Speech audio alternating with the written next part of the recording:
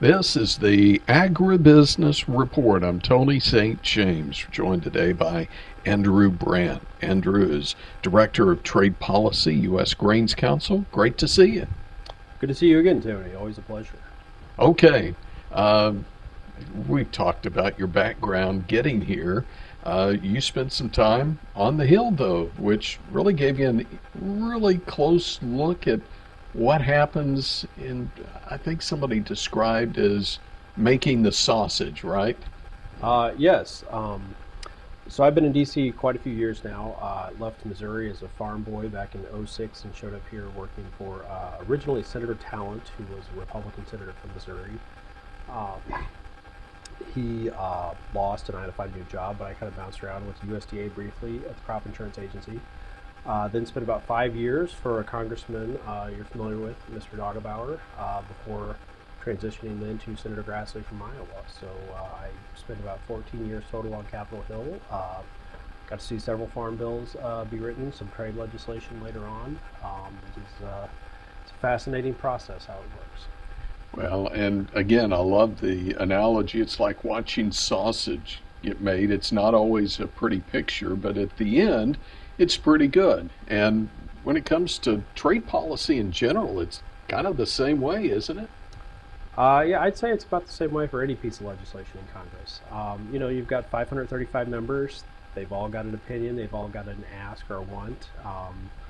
And I would I would be lying if I said I didn't get frustrated by leadership staff and some of the decisions they made for the final bills. But someone has to do that, and at the end of the day, you have to take those 535 members and get them to vote with majority in both chambers on a piece of legislation. So yeah, it's complicated and it's not always pretty, but it's what we have.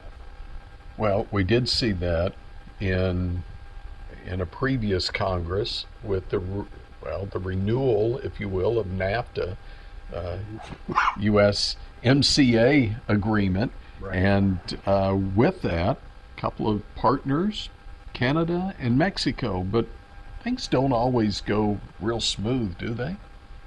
No, the USMCA was actually it ended up getting pretty good vote totals in both houses, and in the end, it was kind of dicey getting there, but ultimately it passed. I believe, off the top of my head, I think it was around 90 votes in the Senate, which is very good for a piece of trade legislation of any kind, whether that's an agreement, trade promotion authority. 90 votes is a high watermark. But yeah, now that it's been implemented, we're now working with the countries. USMCA famously has its own kind of rapid response dispute mechanism that is designed to be a lot faster than, say, the WTO process. And as we have moved down the road, every country I think has filed their own now. There have been a couple disagreements that are working their way through that process. For the grains industry, Mexico Right. and a ban on GMO corn. Has it affected yellow corn at this point, or are we still dealing with white corn, and what's the implications? So yeah, Mexico did implement a biotech ban. Um, the U.S. Trade Representative has challenged that through the dispute mechanism. That process is currently playing out, likely in sometime later this year. Hopefully, we get final resolution. Hopefully, the United States will prevail, but we don't want to count our chickens before they hatch, to use a farm term. Um, as far as how that's impacted the trade, Mexico, has been our number one trading partner on corn. I think 9 out of the last 10 years. It was just 1 year China jumped above them. I think that was 2021 when they were kind of coming out of the pandemic. China had just an off the charts year and jumped in front of Mexico. But for the most part, Mexico is our number one market for corn, specifically yellow and white. To date, Mexico continues to buy a lot of yellow corn, even with this decree and dispute over biotech corn. The white corn, though, has dropped off a little. I haven't looked at the numbers in the last week, but we have seen a reduction in white corn purchasing. And they, to give a little more background for your viewers who aren't, or listeners who aren't maybe tracking this day to day like I do, the original decree banned all biotech corn imports. Then they did a update to it in February of 2023 where they said grain destined for feed use, their livestock sector, could still be imported if that was biotech, but biotech white corn would still be subject to a hard, all-out ban. for importation for human consumption. So, the lawyers can go round and round on those definitions of import for human consumption. Well, that didn't officially ban everything, but I think the intent is fairly clear from the Mexican government. They don't want white corn that has biotechnology traits in it. Obviously, the United States government, the U.S. Grains Council, corn growers, we object to that. We know biotechnology is safe. I've never seen anyone document a health problem related to a biotech crop. So that is what this dispute is mainly over. And hopefully we will be, later this year, find out we have won. But until that final decision is made and that panel report comes out, we can only kind of speculate and be hopeful.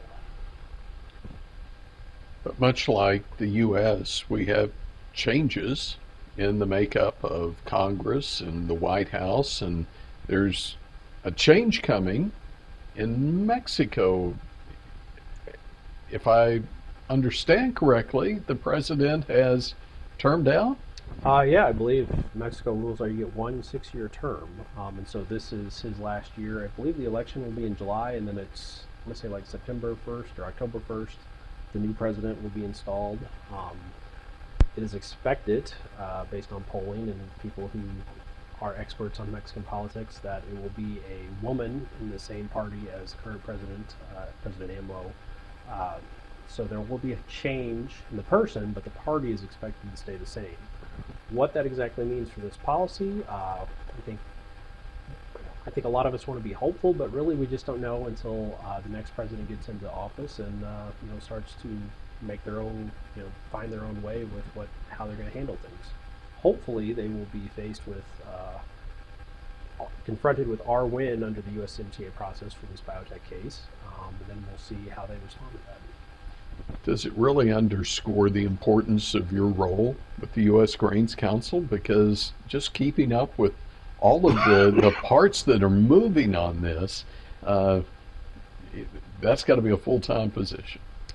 Yeah, it is really complicated. So we have an office in Mexico City, Mexico, as I said before, being our #1 market year in, year out. We have an office there with staffers who, are working with industry on just the promotion of corn, but then also they, are also tracking what's going on with the government. And so, I don't have time to track that in every country, but because I have a co-worker in Mexico City, we talk a lot to stay informed.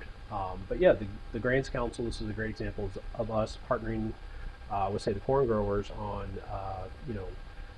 understanding what's going on in Mexico, being able to try and, understand not only what you see in the press and what you read in the regulation, but also the meetings, our staff can get with their government offices down there to try and get more insights into what, how serious it is. Are they really, all in on this regulation? And certainly we, over the last 2 years, have learned that President AMLO is pretty much all in on this regulation to try and ban biotech corn. So those are all helpful things where we're gathering information and working with our government to try and come up with a positive resolution here that we don't stymie biotechnology in food.